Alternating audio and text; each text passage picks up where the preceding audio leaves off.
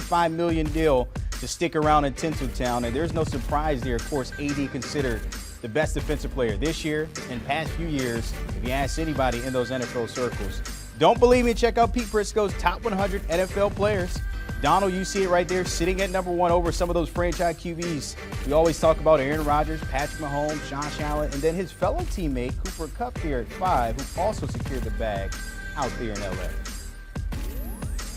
All right, time to bring in my guy Ryan Harris to kind of break down what we see there. And Ryan, I want to stick with the top 10 for a second. Aaron Donald, the number 1 player on Pete Prisco's list. Do you like it? Also, what else do you see in that top 10 that you like or dislike here?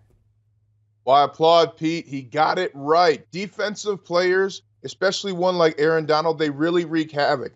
I used to talk to Mike Tomlin when I was at the Pittsburgh Steelers kind of informally about football during practice. I said, Coach, you have to start with one player to build a championship team. What do you get? He said, I need a dominant defensive lineman. That's exactly what Aaron Donald is.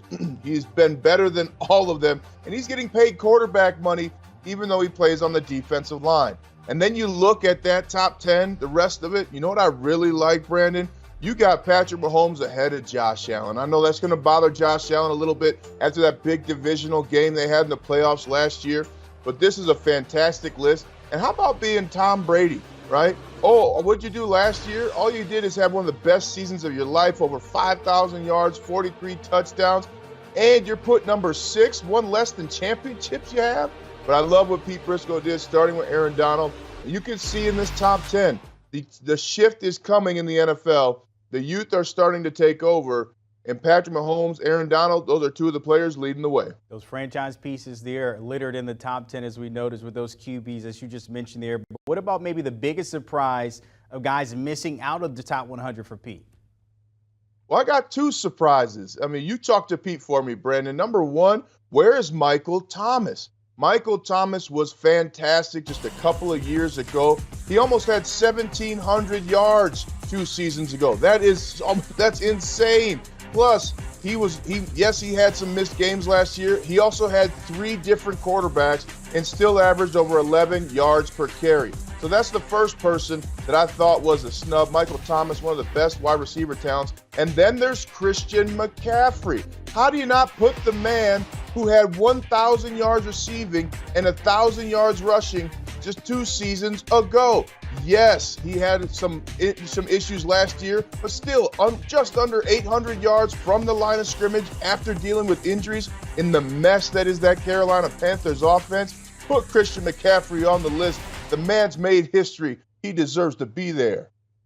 Pete, of course, is giving him a little chip heading into 2022. You mentioned the injuries, but those guys have bounced back. We've seen that before between those 2 stars in New Orleans and Carolina as well. How about the big uglies? I know you like this in the mix. Trent Williams kind of representing the highest ranked at 8. Then your Irish guys in there, Zach Martin, Quentin Nelson. Thoughts on the O-line getting some love here in the top 100? Well, phenomenal to see Trent Williams get the respect that he has earned. Also, Brandon, at 6'5", 6'6", 320, he plays pickup basketball, and he's the point guard. Imagine that guy bringing the ball down the court. Thank you. I'm taking the next team. But you see it up there. You got Zach Martin. You got Quentin Nelson. They come from OLine U, also known as Notre Dame, God's team. So great to see the big fellas up there from Notre Dame getting some recognition, but also Trent Williams and Teron Armstead, 2 great tackles of the generation, getting their recognition and properly placed in the top 20, top 30 of the best players in the NFL, because they absolutely are. You see the youngsters there climbing up in the board. Rashawn Slater coming in at 60, coming off that Pro Bowl in year 1. Like where he sits, or does he need to be a little bit higher? He needs to be way higher. You're talking about a first-year Pro Bowler at left tackle. And oh, by the way, Rashawn Slater, what did he do in college? Well, he shut down Chase Young. What did he do in the NFL his first year? He became one of the best tackles in the entire NFL. You could have put Rashawn Slater up in the top 15. I don't think Pete would have gotten any pushback.